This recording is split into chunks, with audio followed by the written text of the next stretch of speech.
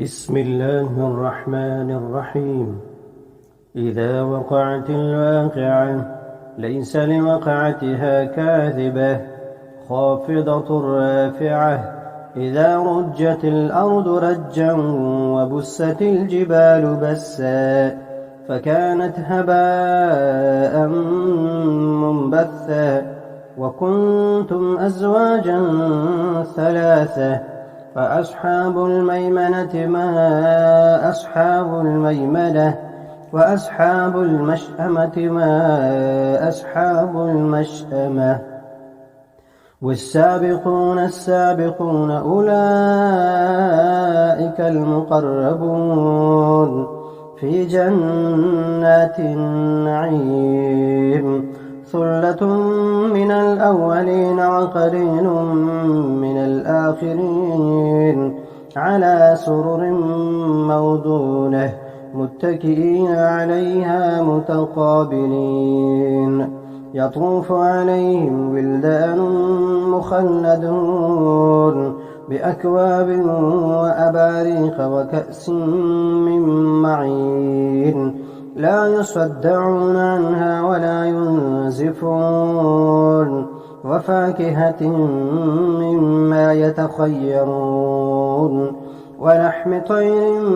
مما يشتهون وحور عين كأمثال اللؤلؤ المكنون جزاء بما كانوا يعملون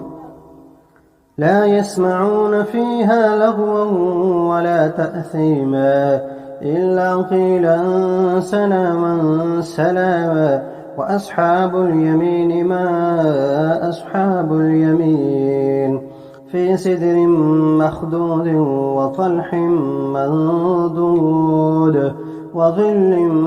ممدود وماء مسكوب وفاكهة كثيرة لا مقطوعة ولا ممنوعة وفرش مرفوعة إنا أنشأناهن إن شاء فجعلناهن أبكارا عربا أترابا لأصحاب اليمين ثلة من الأولين وثلة من الآخرين وأصحاب الشمال ما أصحاب الشمال في سموم وحميم وظل من يحموم لا بارد ولا كريم إنهم كانوا قبل ذلك مترفين وكانوا يصرون على الحنث العظيم وكانوا يقولون أئذا متنا وكنا ترابا وعظاما أئنا لمبعوثون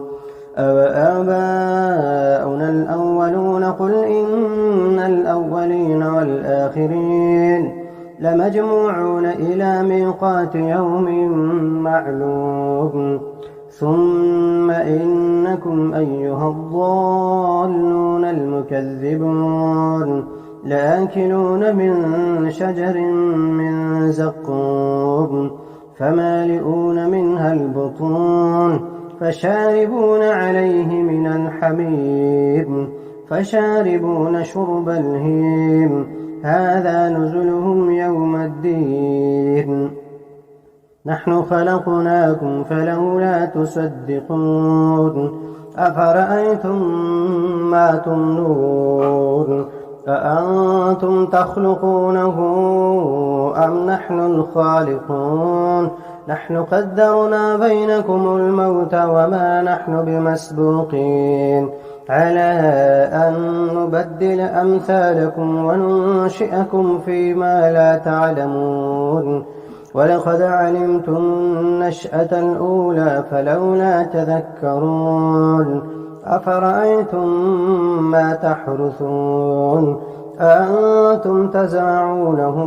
أم نحن الزارعون لو نشاء لجعلناه حطاما فظلتم تفكهون إنا لمغرمون بل نحن محرومون أفرأيتم الماء الذي تشربون أأنتم أنزلتموه من المزن أم نحن المنزلون لو نشاء جعلناه أجاجا فلولا تشكرون أفرأيتم النار التي تورون أأنتم أنشأتم شجرتها أم نحن المنشئون نحن جعلناها تذكرة ومتاعا للمقوين فسبح باسم ربك العظيم فلا أقسم بمواقع النجوم وإنه لقسم لو تعلمون عظيم إنه لقرآن كريم في كتاب مكنون لا يمسه إلا المطهرون تنزيل من رب العالمين أفبهذا الحديث أنتم مدهنون وتجعلون رزقكم أنكم تكذبون فلولا إذا بلغت الحلقوم وأنتم حينئذ تنظرون ونحن أقرب إليه منكم ولكن لا تبصرون فلولا إن كنتم غير مدينين ترجعونها إن كنتم صادقين فأما إن كان من المقربين فروح وريحان وجنة نعيم